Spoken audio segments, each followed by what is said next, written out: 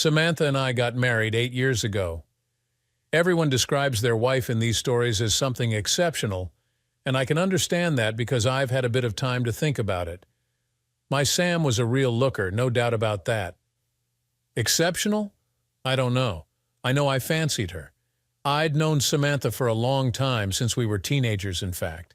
I was a couple of years older than her, so for me she had always been just the young girl down the street. Then when she was 16, something happened that seemed to lock us together. I was just about to go off to State University and had left my buddies after an evening in the pub. It wasn't too late, but it was just getting dark when I took a shortcut through the local park. Just as well I did, maybe, because I came upon young Samantha being annoyed by a couple of boys about her age. I say annoyed, but it was more serious than that, and if I hadn't come along at that moment, then who knows what might have happened.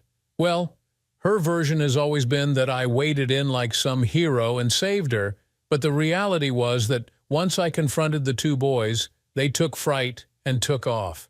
Either way, I became something special to her, and for the rest of the summer, I kept noticing her. Not quite following me around, but certainly doing her best to be wherever I'd be. My buddies made fun of me, of course, as at 20 I was far too old for her, but even then I had to admit she was a very pretty young girl with, even at that age, the most superb pair of long, shapely legs. Then I went off to study for 4 years and hardly saw her again till I went back after graduating and spent a long summer there before I went off to my new job. By then, of course, it was her who was 20, and me nearly 24, a somehow different situation altogether, which matched up with quite what a beautiful young woman she had matured into. Her continuing affection for me was extremely acceptable. We got together and became boyfriend and girlfriend, walking hand in hand in the park and kissing and cuddling whenever we had the chance. By then, I was hardly still a virgin, but she was, and despite several near misses, that is what she remained. That's not to say that I didn't make myself acquainted with the wonderful softness of her body, but that was it. It didn't worry me too much, as underneath I still imagined myself as her protector. Samantha still told people about the time I had saved her from a fate worse than death. I'm pretty sure Samantha fell even more deeply in love with me that summer, and in all honesty, I couldn't have been far behind. But it wasn't to be, not then at least. And despite openly discussing other possibilities, we sadly parted company as she went off to Central Metropolitan University and me to my first serious job in Houston. We couldn't have been much further apart. She swore to be faithful to me, but I took that with a pinch of salt.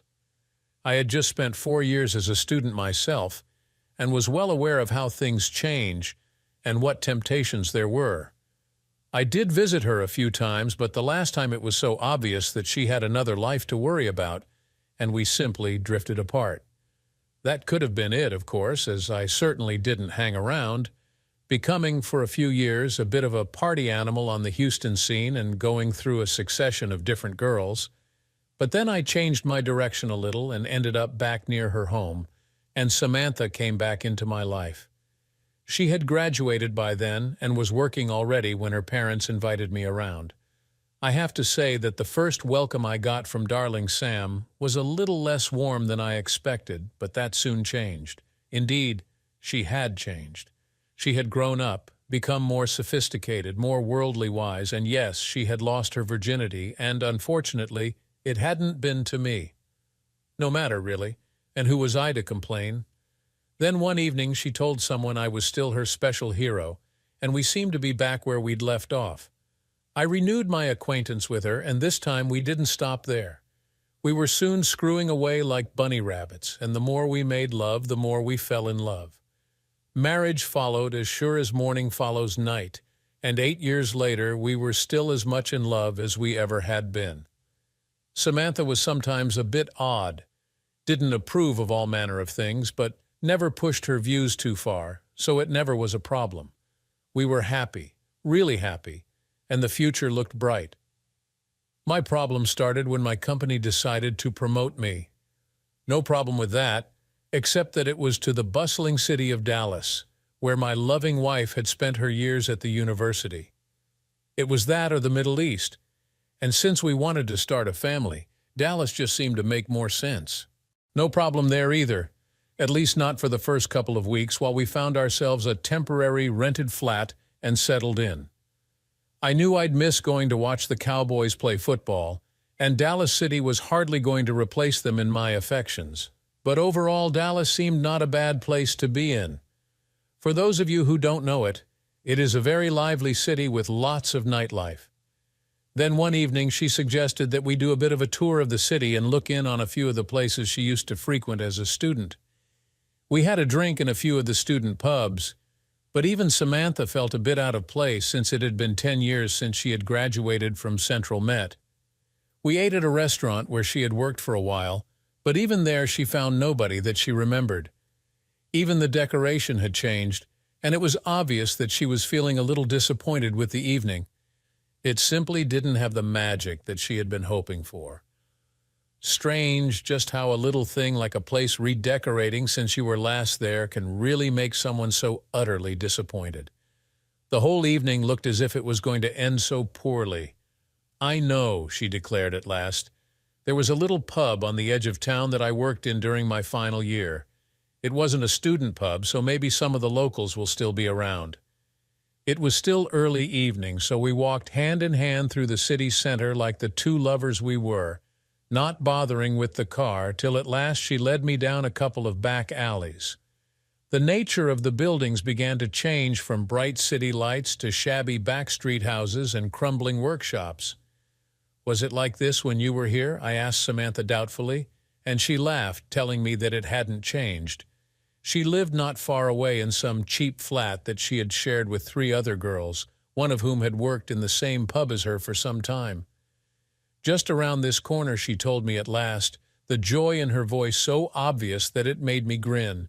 And then, there in front of us, was a grimy-looking pub that I wouldn't normally have dreamed of going in on my own. No matter, with Samantha the way she was dressed, not that she was dressed down or anything that simply wasn't her style.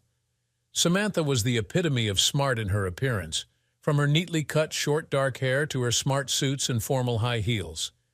That evening was an exception, and she'd worn a short skirt, not very short at all, but for her, just a little more daring than normal.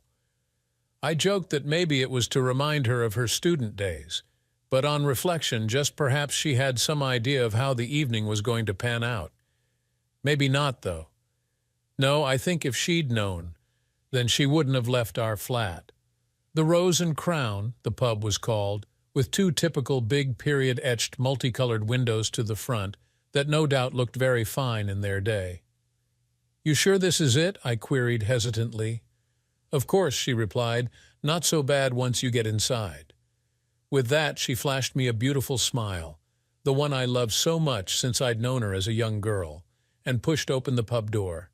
Little did I know at the time that I would never feel the same again about that smile. I followed her in, and she was right. The interior was old-fashioned but quite clean, with a long, dark wooden bar and a lovely old mirror behind. The windows that looked so grubby from outside actually looked fine from within, as the lights from the street lamp shone through them, giving the bar a warm sort of glow. Samantha stood there, entranced, at last recognition registering on her face. "It hasn't changed a bit," she said quietly to nobody in particular. "I shouldn't think it's changed much in 50 years, I added, which made her giggle a little and squeeze my hand as she looked lovingly up at me. "Oh, look, Tom, look," and she was off, letting go of my hand and scooting across the wooden floor to the other end of the bar. "Hi there, remember me?" I heard her say to the barman, who turned around to look at her. He looked her up and down, appraising the pretty young woman in front of him. Then a smile came to his face as he recognized who had just greeted him. "Samantha!" he cried. "Is that really you, Samantha?" Samantha stood there, nodding her head in confirmation, grinning up at the tall, lanky barman whose name I never discovered. I couldn't help grinning myself as I realized that at last Samantha had found someone who remembered her, and the evening wasn't going to be a total waste after all. He whooped with some sort of joy and rushed from behind the bar, taking Samantha in his arms and cuddling her tightly, kissing her full on the lips. The cuddle and kiss didn't last long enough for me to get jealous or anything, but the first uneasy feeling slithered coldly through my gut removing the grin from my face.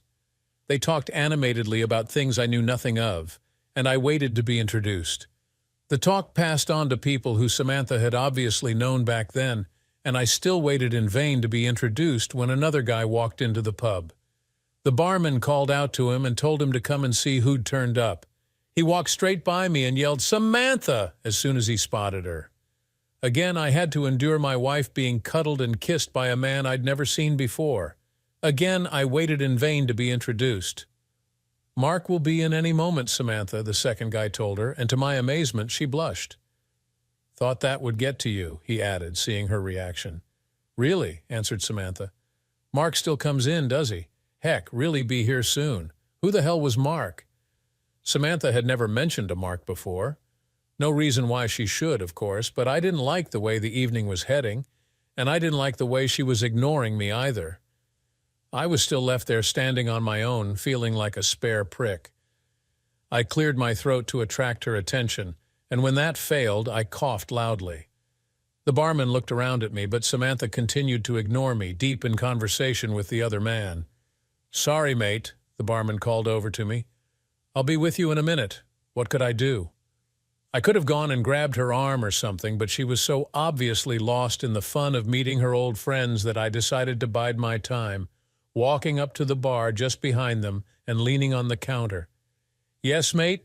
asked the barman at long last, tearing himself away from my wife. "What can I get you?" "A pint of best, please," I told him, "and whatever the lady wants." The smile left the barman's face as I said it.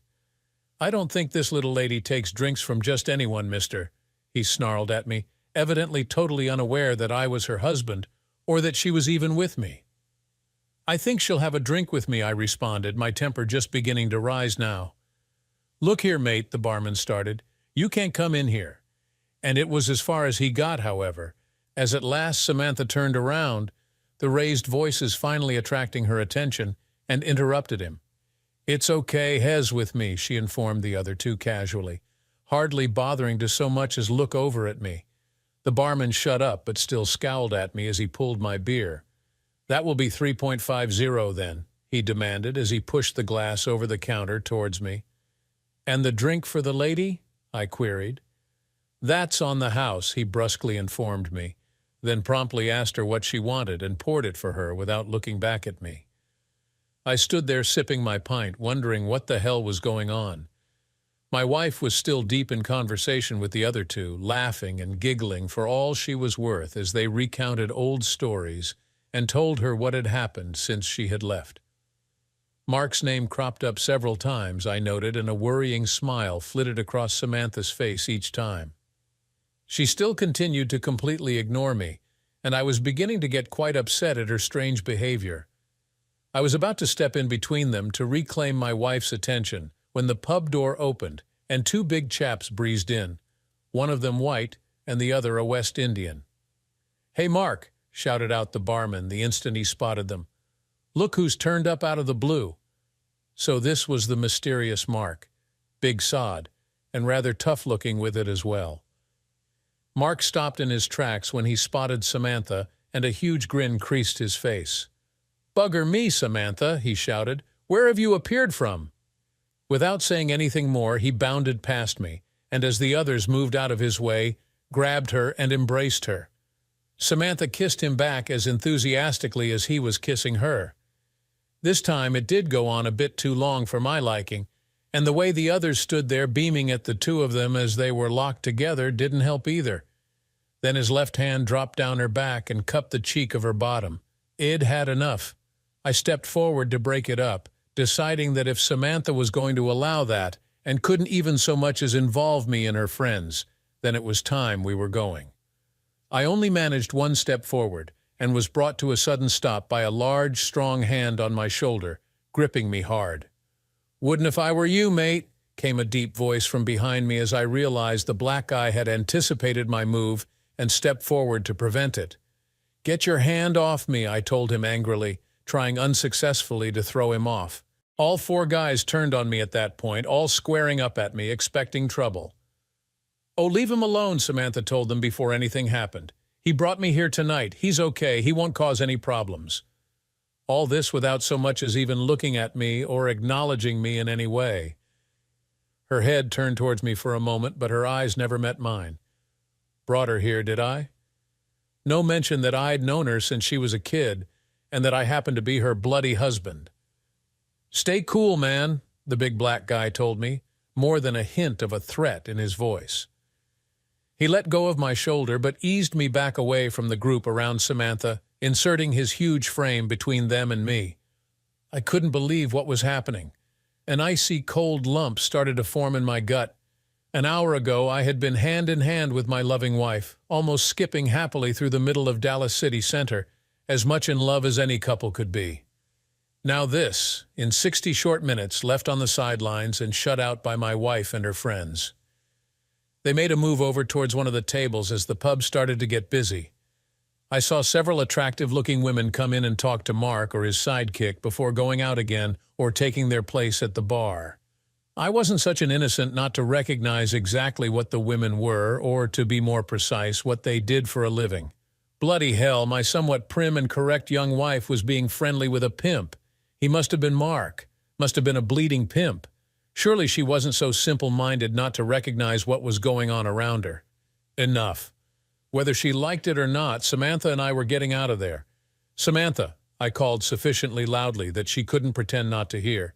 "Time we were going, Sam. Come on now, it's time we were off." She looked over at me and the smile drained away from her face, only to be replaced by an agitated look. She didn't even say no. She didn't say anything at all. Samantha just shook her head at me and turned back to her friends, the smile returning. And before long, she was giggling like a little schoolgirl, apparently having forgotten that I was even there. "Play it cool or piss off, man," said the deep voice at my elbow. "I won't warn you again." "Now look here," I started to protest, but he put his huge hand on my chest and pushed me firmly away from the group set, around the table, and back up to the bar. "The lady doesn't seem to want to know you, Buster," he informed me. "Stay there and wait for her if you want, or go home. Go find yourself another date for the night, or better still, try one of our ladies." Without waiting for me to say anything, he beckoned one of the women over, and she responded immediately, trotting over on her high heels to stand right beside me. "This is Cindy," he told me. "It'll cost you, but she'll look after you tonight. Just piss off with her and forget about the little lady over there. Her and Mark have a lot of catching up to do. Sorry if your date didn't work out as you expected tonight, but that's life." He backed off and went back to the table, leaving me speechless with rage. "Don't push your luck, handsome," the prostitute Cindy advised me. "The pair of them are not to be messed with.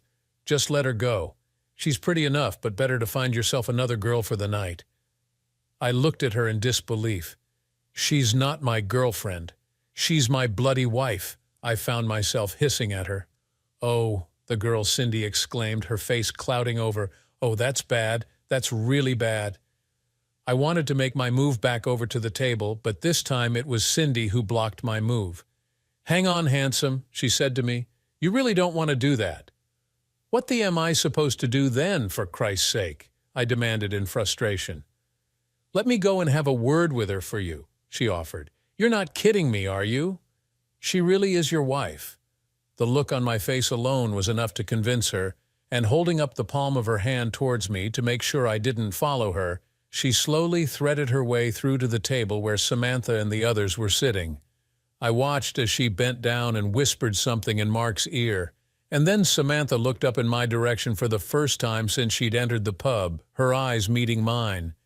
It was almost a look of surprise as she looked over at me as if she'd really and truly just remembered I was there. She looked sheepishly away and then whispered something back to Cindy. "She said she'd come over and see you in a minute," Cindy informed me when she got back over to me. "In a minute? In a bloody minute?" I shouted at her. "I want her here now." "Don't push your luck, mister," was all she said back. And then she wandered off to try her luck with another John further down the bar. I stood there fuming, unable to take my eyes off Samantha for a minute, unable not to notice that Mark's arm had slid across her shoulders, the tips of his fingers brushing casually against one of her breasts. At least she looked over at me a few times with a watery smile for my benefit. I started counting the minutes, wondering at which point I would explode, but after 5 minutes she stood up and excused herself, but didn't come straight over to me. Instead, Samantha made her way over to the toilets and disappeared through the door. I didn't know whether she wanted me to follow her or not. I didn't know what the hell to do. But before I could make my mind up, she came out again, and with a glance over towards Mark's group, made her way over to me. "What the hell are you playing at, Samantha?" I demanded angrily. "Let's go and go now." I wanted to grab her arm, but she pushed me off, backing away. "Don't cause a scene, Tom," she spat out at me. "You can go if you want, but I'm staying here for a while." "What?" "You heard me, Tom," Samantha told me firmly. "I'm staying here for a while to chat to my old friends. You can go and come back later for me or stay here and wait." I looked at her, unable to believe my ears. The woman who had told me how much she loved me several times earlier that day was telling me to piss off. "Better if you just go home, Tom," she continued when I failed to respond. "I'll get a taxi back later. We'll talk about this then. I'm not bloody well leaving you here, Tom," I cried. I very nearly did cry, in fact. "Then just stay and watch then, Tom, if you must," she answered resignedly. "You might not like what you see, but for your own sake, don't interfere." I tried once more to persuade her to leave with me, but she would have none of it. "Better if you left now, Tom," she suggested. "I'll see you later. Don't worry, sweetheart. Everything will be okay afterwards. I love you, and will make it up to you, I promise. Just give me this one evening, and everything will be like before." Samantha made a move away, but I grabbed her arm and pulled her back, astounded at her outrageous behavior. I didn't even see him coming. Before I knew it, I was flat back up against the bar as the big black guy knocked my arm away from my wife and me with it. I'm no wimp, so I took a swing at him, but I might as well have tried to knock down a brick wall. He shoved me further along the bar and then pushed me to the ground. "I warned you, you stupid little bastard," he reminded me, a nasty grin on his face. Then he picked me up as if I was a featherweight and propelled me towards the door. "Don't hurt him, Ted," cried out Samantha. "He hasn't done any real harm."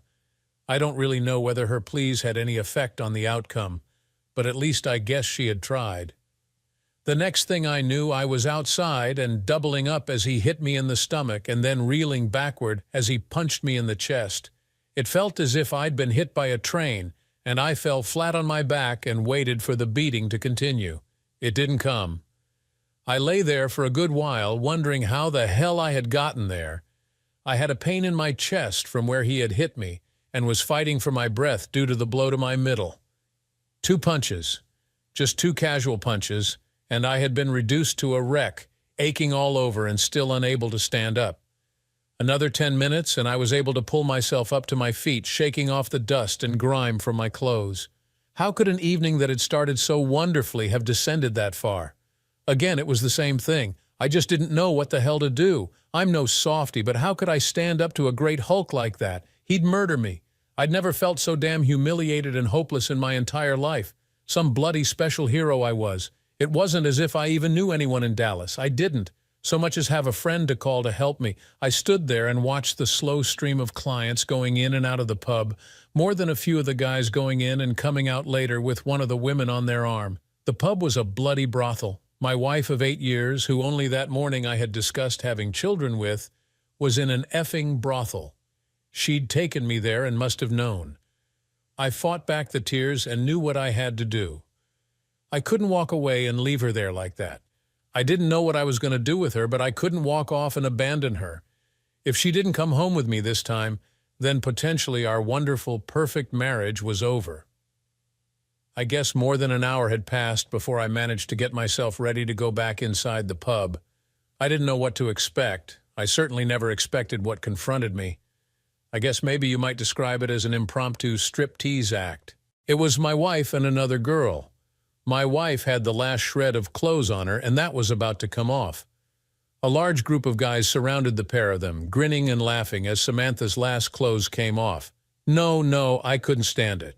I charged forward, pushing my way through the other men, and grabbed at Samantha, who looked around at me, a startled look on her face. "Oh no, Tom. "Oh, for Christ's sake, no," was all she managed to get out. I fared no better than the last time, and the lights started to go out for me as someone smashed me hard in the face. The last thing I remember seeing was Mark clutching my wife in his arms. I think she had a look of horror on her face as she watched me being dragged out of the pub. They weren't so easy on me the second time, and it was several hours later that I fully came to in the middle of a car park some distance from the pub. I hurt all over, but I guess they were experts, and though I was in pain, nothing seemed to be broken. It took me an hour to find my way back to our car, and another before I managed to start it and drive back to our new rented flat. I fell asleep on the sofa, not knowing, and by then beyond caring, at what time Samantha would be home. The following morning I woke up feeling worse than death. I had a very long, very hot shower, and at last my body started to feel like it belonged to me again. I got slowly dressed, trying not to think of the previous evening, but I just couldn't stop. I didn't know if the pain in my body was as bad as the pain in my brain. Was my marriage over? I had no idea, but it seemed pretty likely. For the life of me, I couldn't understand what had happened. How could my loving wife, Samantha, have acted like that? I'd known her all those years, but quite obviously not as well as I thought. 11:00 in the morning, and where the hell was she? I was buggered if I was going to chase back over there to find her. Another hour passed, and still no news. I paced around the room, not knowing what to do. I was buggered if I was going back to look for her. Then the phone rang. It had only been connected the day before, and unless it was a double-glazing salesman on a cold call, then the only person other than myself who had the number was my darling wife. "Hello," I answered after picking it up. "Hi, honey," she replied quietly. "Are you okay?" "What do you think, Samantha?" I asked her. "Oh, Tom, I'm so sorry for last night. I should have known not to go back to that bloody damn pub." "Where are you now?" I demanded. "Still at the pub. I'm ready to leave now, Tom. Do you want to come and pick me up, or should I get a taxi?" I ignored her question. "So who did you sleep with last night, my darling wife?" I asked sardonically, but she didn't answer. She didn't really have to, did she? Or did the whole pub get to screw you, Samantha? Is that what happened? "No," Samantha claimed urgently. "No, don't be stupid, Tom." The only one was she left the sentence unfinished, it suddenly dawning on her what she was about to say. Neither of us said anything for several minutes, though I could hear her sobbing on the other end of the line. "Please, Tom, please understand why I did what I did. Please let me come home to you and let things be as they were. I can explain everything if you'll just let me. Just give me a chance." I desperately wanted to tell her to piss off, but this had to be sorted out one way or the other. "Make your own damn way home," I told her, "or get one of your boyfriends to drive you back." "Oh, thank you, Tom," Samantha whimpered. "I'll be back in half an hour at the most. It will all be okay. You'll see, everything will be okay." I slammed the phone down before she had time to say anything else. Damn it, bugger it, I loved her, but I hated her. What the hell was I going to say to her when she got back? Was I going to tell her to pack her bags, or would I take her in my arms? As it turned out, I didn't have to make that decision. Half an hour passed, then the full hour. The afternoon turned into evening, and still no sign of my errant wife. By 8:00 p.m., it was obvious she wasn't actually going to come home. Not that night anyway, and for me, that meant possibly not any night in the future. As each hour had passed, I had gotten angrier and angrier, not shouting and screaming angry, but with cold, calculating fury that consumed me. I put a few things in the car and drove very carefully back to the city center, hoping that I could find the pub again that Samantha had taken me to the night before. After several mistakes, I eventually recognized a large factory, and just down the road, the Rose and Crown pub. Parking the car just around the corner, I got out and walked towards the bar, outwardly confident, but my heart pounding away inside.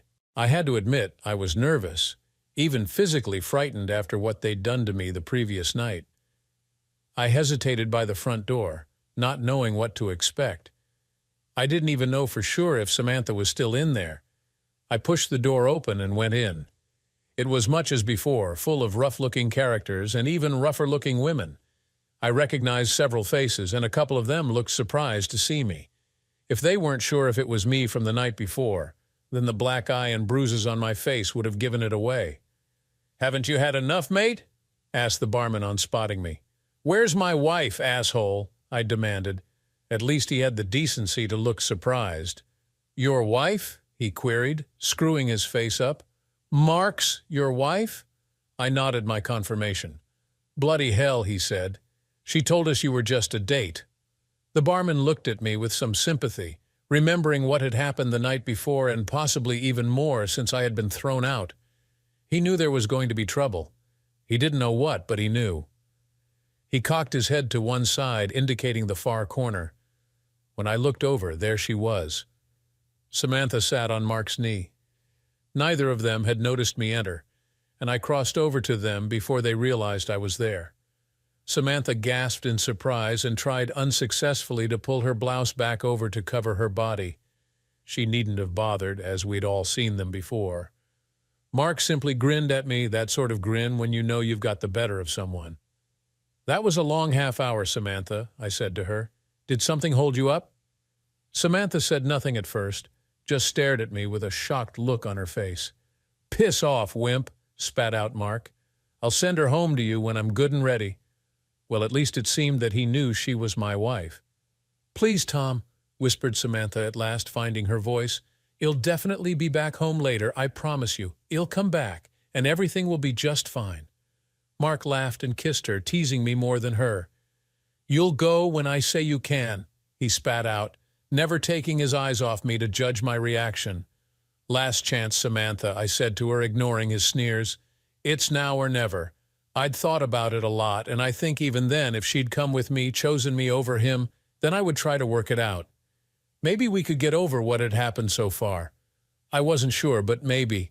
She looked at me pitifully, indecision written all over her face. Her eyes, her lovely brown eyes, said it all. She knew how much she had hurt me, but instead of doing what she knew she should, she was calculating how much more she could get away with. How much further could she push me and still have me come back for more? "Please, Tom, be reasonable," Samantha whispered eventually, and I knew she had failed me again, and that we were finished for good. "You know how much I wanted to see my old friends again and relive my old student days just one last time. Just hang on a little longer for me while I have my last harmless little fling, and I promise you everything will get back to normal. I really do love you, sweetie, and promise I'll make it up to you." She stared at me imploringly, her eyes begging me to agree, but I said nothing in reply. I had nothing else to say. Samantha went to say something else to me, but Mark had had enough as well. He kissed her hard and threw out even harder, and her words were transformed into nothing. That was it. I had all the information I needed. My wife was coming back home after all, but I'd have to wait till tomorrow or maybe the day after, or the day after that. Fine. That was great, wasn't it? I noticed that the West Indian guy was edging over towards me, so I held up my hands and backed off. No point in getting involved in a one-sided fight with him again. The whole bar had fallen silent, waiting to see what was going to happen, but as far as I was concerned, nothing was going to happen, at least not straight away. "See you all later then," I said quietly. "I'm not still 16, Samantha," I burst out. "I can look after myself now." Even her face fell when she saw how that hit me, her one special thing over all those years, and she was throwing it back in my face. "I'm sorry, Tom," she started. "I really didn't mean that." But I ignored her, taking no notice of her incoherent apology as I backed out through the door.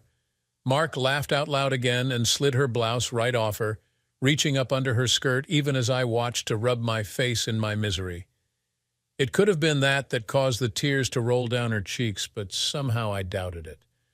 I guess she still loved me in her way, and to see me humiliated like that again could have just been too much. That's what I like to think anyway. As I closed the door behind me, the silence in the pub crashed as everyone started to talk and laugh at the same time. I guess they thought they'd seen the last of me. Me, strolling slowly back to my car. I opened the trunk and took out the stuff that I'd put there before I left the house. Anybody watching me would have thought I was cool and relaxed, whereas actually I was fuming inside, terrified of what I had decided to do, not knowing how it was going to turn out. I had a license for my over-and-under 12-gauge Browning shotgun. I'd been going to clay pigeon shooting for a couple of years by then, and though I wasn't very good at it, I figured I didn't have to be for what I had planned. I selected a handful of cartridges, making sure they were all small caliber, as I didn't want to end up in prison on a murder charge. I broke the gun and pushed 2 rounds in, putting the rest in my jacket pocket. A few moments later, and I was back outside the pub and staring at the 2 big engraved windows. This will wake them up, I thought as my heart thundered away inside my jacket. This wasn't me. It just wasn't me. But what else was I to do? There was no mileage in going back in and arguing with her, as she wouldn't agree, and I'd probably get another beating. What would I do if I simply went home? Wait for her to come back to me and discuss how we might get over what she had done, how she had humiliated me? No bloody way. It had gone beyond that by now, and I wasn't taking any more from any of them. Taking aim at the first window, I squeezed the trigger just like I'd been taught. My arm was trembling, shaking even, and the barrel of the shotgun was swaying around uncertainly in a large circle as I fought to control my nerves. It didn't matter really, as I was no more than 15 feet from the window. I increased the pressure on the trigger and resisted the urge to close my eyes. There was a loud bang, and an instant later, the whole window disintegrated in a twirling mass of broken glass. I took aim at the second window with renewed confidence, fired off the second barrel, and the other window followed suit. The report from the gun echoed around the surrounding buildings far louder than it had ever before sounded when I had shot previously out in an open field, and mingled with the tinkling of fallen glass. I calmly took 2 more cartridges from my pocket and loaded them into the gun. Then I waited to see what would happen. I really had no idea how they would respond and almost hoped that they wouldn't. But I was ready and prepared to show them that they'd made a big mistake if they thought I was a wimp, and would take what they had done to me lying down. The doors flew open, and several guys poured out. They stopped dead when they saw me standing there with the gun. Nobody moved. Then Mark came charging out, closely followed by his big black henchman. "Stupid effing bastard," he screamed at me and charged me, maybe thinking I'd not thought to reload, maybe not thinking at all. I took careful aim somewhere around his knees as I didn't want to risk actually killing him and put pressure on the trigger. I was as cool as a cucumber, even having time to note that my arms no longer trembled and that the gun was pointing exactly where I was aiming it. Time seemed to slow down. I had all the time in the world. I quite clearly saw the look on his face change from rage to terror as he realized that he had made a serious error in judgment. Maybe I had the same grin on my face that he did just a few moments before, the one when you know you've really got the better of someone. Bang! He went down screaming, even surprising me with the mess it made of his legs. Fair play to the black guy, he didn't even hesitate. Great courage or no brains, I'm not sure, but he didn't stop. Not, that is, until the second barrel load ripped into his legs and put him down as well. The 2 of them lay on the ground, Mark screaming and the black guy groaning aloud. I didn't even bother to reload this time. My emotions were too shot, but fortunately the rest of the crowd suddenly melted away. Everything went calm relatively, that is, as 2 injured guys can make a lot of noise. It was a short walk back to the car, though my legs were so wobbly I thought I might fall over. The shotgun went back in the trunk, and I gingerly started the motor and made my way home. I drove slowly and very carefully indeed. I thought of going into the pub to frighten the hell out of Samantha, but I couldn't. I didn't trust myself, and to be honest, it had terrified me doing what I'd just done. But I'd done it, though. I'd bloody well done it just as I'd promised myself I would. But enough was enough. Strangely, I slept well that night and woke up quite fresh, black eye and bruised face still, but otherwise quite fresh. I wondered who would turn up first, Samantha or the police, to arrest me. I hadn't even put the shotgun away, and it was still in the trunk of my car. As it turned out, Samantha couldn't turn up. About 10:00, I got a phone call asking me if I was the husband of Samantha Jennings. Yes, I am, I replied, wondering what it was about. It was the police. I had been fully expecting them to call around to arrest me that morning, not ring me about Samantha. I'm sorry, sir, but we've got her under arrest at the station. Could you come along and collect her, please? Under arrest, I queried, my surprise obviously genuine. What for goodness' sake? Prostitution, sir, he answered. She was taken in last night with a group of other working girls after a shooting on the edge of town. Oh no, that explains it, I answered. I wondered what the hell she had been getting up to lately, coming home at all hours. I understand, sir, the policeman answered somberly. I'm sorry you had to find out this way. You'd be surprised how often this happens. I think my comments sealed her fate. It turned out that they thought they'd made a mistake with her being a bit more upper class than the other women. Then, when I refused to come and get her, that must have made it sound worse.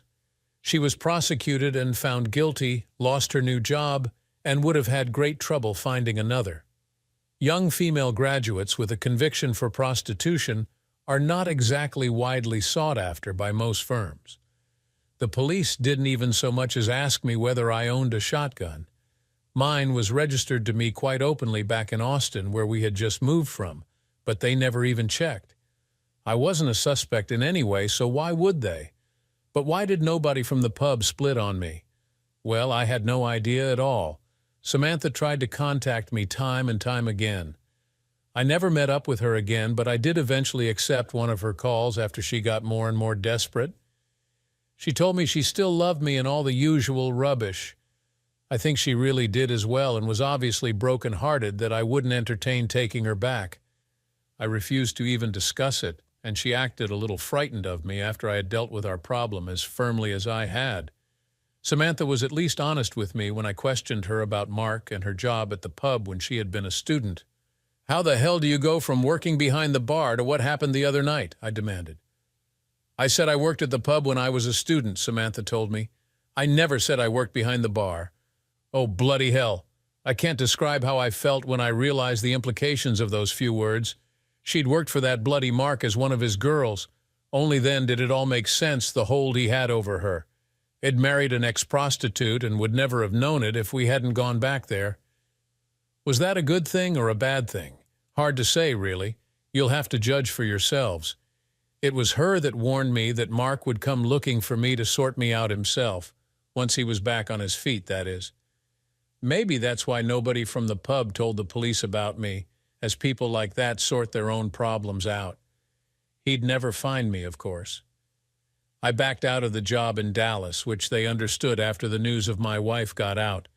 But I took the one in the Middle East where they were happy to have me on a bachelor posting, as they're cheaper than a married couple. That's about where we came in, I suppose. I got away with it. To my surprise, I actually got away with it, and they put it all down to a gangland shooting. I suppose you might be wondering what then happened to me. Okay, well, that's natural. As you might imagine, I gave up clay pigeon shooting and sold my shotgun, then took up golf instead. Got quite good at it as well, and eventually got my handicap down to 6. I went out with quite a few different women, but only discovered just how good my wife Samantha had really been in bed. Well, she would have been, wouldn't she, as she had worked at it, as it were, in both senses of the word. Then I met up with Angie, a lovely American woman whom I met in Dubai. Life was fine after that, really fine. I never inquired too deeply quite where she had gained her experience, but I really think she was just a gifted amateur. I hoped so anyway. We have never married. She didn't want to, and strictly speaking, I was still married, and I still haven't bothered to get divorced. I came back to the UK occasionally, but always steered clear of Dallas till at last I couldn't resist it. One Thursday in June found me slowly driving past the Rose and Crown, hoping that nobody would recognize me after all that time. The fine decorated windows had been replaced by some modern double-glazed units. Pity, really, I'd rather liked them. I sat there in my car for a while, and at last, to my surprise, a guy in a wheelchair turned up. He was a big chap and tough-looking, but fatter than I'd remembered Mark. But of course, I'd only seen him a few short times, and that had been 5 or 6 years previously. What clinched it was the big colored man pushing him, the one with the really bad limp. That could only have been Ted. Then several women poured out of the pub to see Mark, report to him, maybe that being easier than getting him up the 3 steep steps into the bar. They all looked rough, just like the last time I'd been there, except one of them, that is. One of them looked a little bit different, pretty, slender, sexy, long legs. Well, yes, it could have been her, though she looked much older. She still kept her hair short and was still quite smartly dressed. Her eyes had a worn-out look about them, though, and the smile that I had once loved was nowhere to be seen. She didn't look very happy at all, but I didn't hang around to make sure. She was, as she'd said, not 16 anymore, and could look after herself. Strange how things turn out, isn't it? If only that bloody restaurant hadn't redecorated their dining room, then maybe she would be at home right now with our children, the ones we'd never now have. I wouldn't have been any the wiser, and maybe we would have lived happily ever after. Dear listeners, please share your thoughts and thanks for watching. What would you have done in Tom's shoes? Let us know in the comments below. Don't forget to like, share, and subscribe for more jaw-dropping stories. See you next time.